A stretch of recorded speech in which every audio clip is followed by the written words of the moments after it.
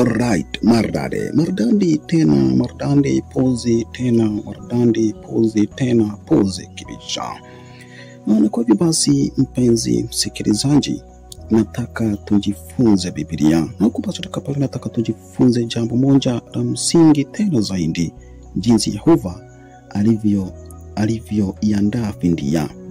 Na hata bila kupoteza wakati, kwa kuwa uhai mkamilifu wa kibinadamu ulipotea, hakuna mwanadamu yeyote asiye mkamilifu angeweza kurudisha.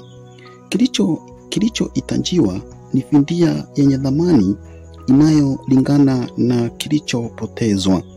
Unaona? Hilo linapatikana na kanuni hii ya haki kamilifu inayopatikana katika neno la Mungu. Nafsi itakuwa kwa nafsi. Kwa hiyo ni nini kingeweza kulipia thamani ya nafsi au uhai mkamilifu wa kibinadamu uliopotezwa na Adamu?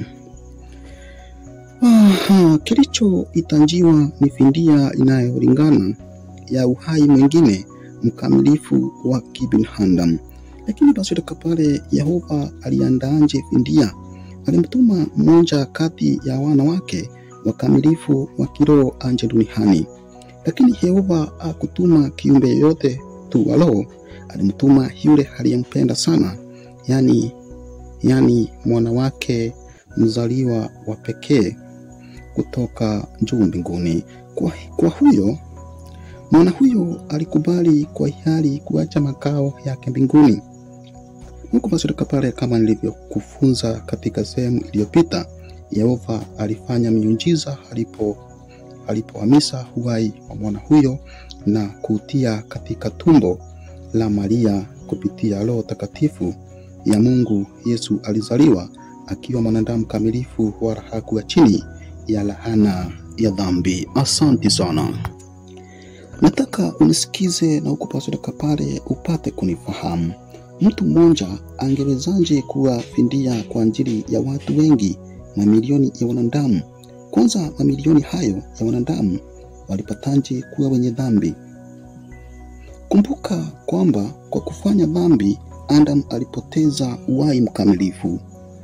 Ukupasuka pale, kwa kufanya dhambi Adam alipoteza uhai mkamilifu wa kibinadamu wenye dhamani sana. Kwa hiyo haingeweza kuwa ukupasuka pale, angeweza kuwapitishia wazao wake uhai huo mkamilifu. Badala yake aliwapitishia dhambi na kifo tu. Naona? Yesu ambaye Biblia inamuita Adamu wa mwisho alikuwa na uhai mkamilifu wa kibinadamu, wala hakufanya dhambi kamwe. Naona? Hivyo ni kutuonyesha Yesu alichukua mahali pa Adamu ili atuokoe. Yesu alilipa dhambi ya Adamu kwa kudhabihu uhai wake mkamilifu na kumtii Mungu kikamili. Hivyo basi pale Yesu akawapa wazao wa Adamu tumaini huko basi kupale la kupata uzima wa milele. Biblia inaeleza kinagananga kuhusu mateso ambayo Yesu huko basi kupale, Biblia inaeleza kinagananga kuhusu mateso ambayo Yesu alivumilia kabla ya kufa. Kumbuka basi pale alipigwa mijeledi, akatundikwa kikatili na kufa kwa maumivu makali juu ya mti wa mateso. Lakini jifunze Biblia sahihi ili uweze kuelewa hayo. Kwa nini ilikuwa lazima Yesu ateseke sana? Hivyo baadaye tutaona kwamba huko basi pale, baadaye tutaona kwamba Shetani alitilia saka ikiwa Yehova ana watumishi wa kibinadamu wanaoweza kumtumikia kwa uaminifu chini ya majaribu. Kwa kuvumilia kwa uaminifu licha ya mateso makali, Yesu alijibu madai ya Shetani kwa njia bora zaidi. Yesu alidhibitisha kwamba mwanadamu mkamilifu aliye na uhuru wa kuchagua anaweza kumtii Mungu kikamili, hata Ibilisi afanye nini Haikosi kwamba Yehova alifurahishwa sana na uaminifu wa mwana wake mpendwa.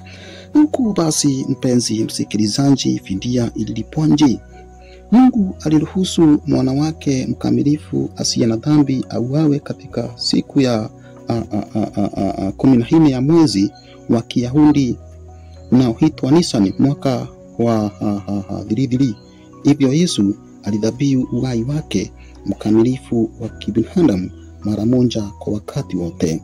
Mungu basi pale, bila kupoteza wakati, siku ya 3 baada ya Yesu kufa, Yehova alimfufua na kumrudisha kwenye uhai wa roho akiwa mbinguni. Yesu, yani huko basi pale akiwa mbinguni, Yesu alimpa Mungu dhamani ya uhai wake mkamilifu wa kibinadamu uliotolewa, yani dhabihu kama fidia kwa ajili ya wazao wa Adamu. Yehova alikubali dhamani ya dhabihu ya Yesu kama fidia ya kuwakomboa wanadamu kutoka katika utumwa wa dhambi na kifo. Hivyo basi pale ni kutuonyesha kwamba ni ya kweli, hivyo ndivyo Yehova alivyoiandaa fidia.